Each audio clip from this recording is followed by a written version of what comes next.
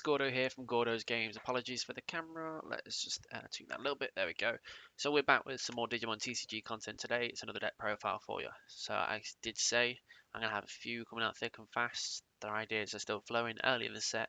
We're trying to get as much out there as we possibly can. Some of these are untested ideas, some of these are tested, but they will be going through vigorous testing at some stage. We have a lot of things to go through in regards to deck profiles, not right now. It's just going to be some cards to go through. So I want to get into it. But before we go any further, don't forget to like, comment, subscribe, and hit that bell for notifications so you know when my content goes live for you. Let's get into it now. Alrighty, here at the Old Faithful setup, let's do a bit of a shift around there. We're going to start with the eggs. Now, just going with it for Digimon. We know why we play Digimon. It's a buff that's applicable earlier than Koromon. You don't need the full stat. You just need 5 in their trash, which happens very easy. And I think purple is going to be a lot more relevant in this set, so it's going to happen even quicker. To go alongside that, I run a Poromon. Now I know it's not always going to be very valid. You can kill things like Patamon, Gobmon, Impmon. And sometimes you don't want to kill those things, but sometimes you do, because the fact is it's one less body on the board regardless of what happens. And with things that we run in this, we potentially can lower DP just to get rid of another rookie. So this can still kill a 3k one with one of our other cards. But we'll go into that. So 5 Digi-Eggs, as per the norm. I believe we play 14 rookies. So we start with the old standard, the reliable Argomon. Starter deck, generic 1k buff. The only criteria it needs is it's your turn. All around good card, irreplaceable at this stage. So that's where we stand with that one. Then we move on to some new stuff from the new set. Agumon is the Digiburst one. So you Digiburst it and it gets added back to your hand. So it means you don't lose your level 3. So you can still cycle through things, which is very good. Because if you've got a dead hand but you have Digiburst in play, you could set yourself up for the next turn. It's a really good card. And then the next ones are just more of the vanilla lines because I still think cheap cards are needed. Don't get me wrong, there are things I'd happily include, but I do think just putting your opponent on 1 is still a vital thing. If they don't have that tamer down, if you do have a tamer and you do it, it's even better for you. So run a 4 of Monogron for that reason. It's just a good card. You can run this that split however you want, 3 BOs, 2 monos, however. But we run the 2 BOs to go with it alongside. So that's the rookie lineup. That's pretty generic. You've got the Agumon, which never really changes, but you got this new one. So if you are playing the Digiverse stuff, always a nice little tech piece. Going on to level 4s, we run a 2 of Greymon buff. Heron gives 2000, Digimon gains 2000 DP on your turn. This is a big buff for some other things. With what the deck's focused around, sometimes having that bigger body is the better way to go, rather than getting the multiple checks, and you'll see why. And it's also 4 cost to drop on board. Okay, sure, you don't get this additional security check, and I believe that one's 5k. But Volcanic's not as much of a thing as it used to be. Well, I don't think it will be because there's so many good options now that you can opt into otherwise. I could be wrong. We'll see. You heard it here first. Could be wrong. We'll go for 3 Fugumon. One of my main colors I play is black, and Numimon has always been my favourite choice over Tangmon. Not because it's generally better, but I find it more suitable in a lot more circumstances. This makes me feel like I'm playing 17 rookies, and I'm happy with that because yes, it gets blown up by Ultra S, but Ultra S isn't as dominant a thing as it used to be.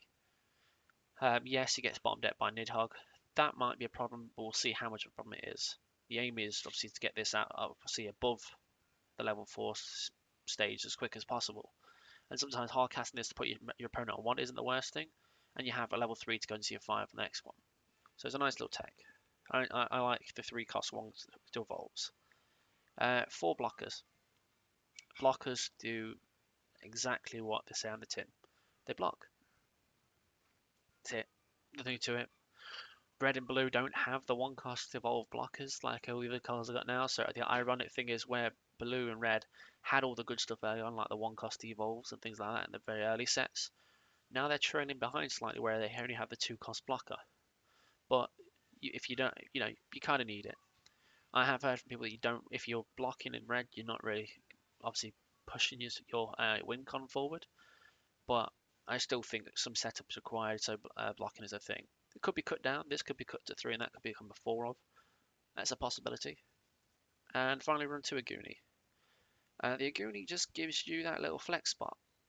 So we do run Tamers in here. So that odd occasion they've got some on the board that's going to cause you a problem or potential to take game. If you've got enough to evolve if your Tamer taken out, or evolve and swing for game. The Goonies are just a solid piece. They really are. So we run, I think it's 11 level 4s, yes. Going on to 5s. I have got one proxy in here, but else going to be the rest of the card, and here it is. Rise Greymon. Probably one of the best cards this set for red. I'm going to stand by that statement. I really like the card. I really like how many decks it opens up. Particularly this one here. I just think it allows red to get that set up that bit easier. Obviously, it's good in yellow as well, so it's great there.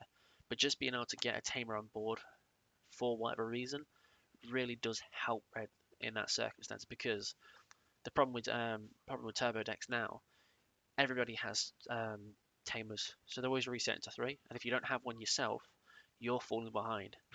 So this really helps sort out consistency, and if you have a Tamer in play, when you swing, your opponent's Digimon gets minus 2000 DP, so working with the Paramon there, if they have a rookie down, you swing with whatever this evolved into, you're potentially killing 3k rookie every time. And we run 2 lava, 8k body. I run the 2 and 2 split the Gallantmons because this is a big body, so I can swing over things a little bit early if I need to. But otherwise, it's just a strong card, 2 cost to evolve. And then to go with that, the 2 Gallantmon, same principle, 2 cost to evolve, but this one's 5 to play down. So if I've got the Tamer down, I can put my opponent on 2 and be ready to go into a 6 on the next turn. Sometimes a very nice play. Nice to just go that little bit wider, aggress the board a bit. So you have the options. Moving on to level 6s, we run 7. And the main card of the deck is Gallantmon. Apologies there, that was dinner's ready. Is the Gallantmon. Gallantmon is the whole point of this deck because I'm trying to see if it works in some kind of consistency with this guy. Being able to set up the deletion from a Gallant really early and not pass turn is very, very strong, because I could rise and then go straight into the Gallant and pop whatever block was there. Now, it does mean, obviously, yes, okay, I'm not going to have the buffs on the Gallant. He's only going to be 11k body. Not that big a deal. Really, because if I'm trading with a level 6 insecurity or a level 7, that's one less for me to deal with. And some occasions, if it's not early game, it's late game, I'm going to trash some security when I swing with this anyway. So it allows to push that win con that little bit more. To go along with the destruction side of things, we run 2 Victory Greymon. Digiburst 2, and you can delete an 8k or less. So Digiburst twice, you're deleting 2 level 5 stacks realistically.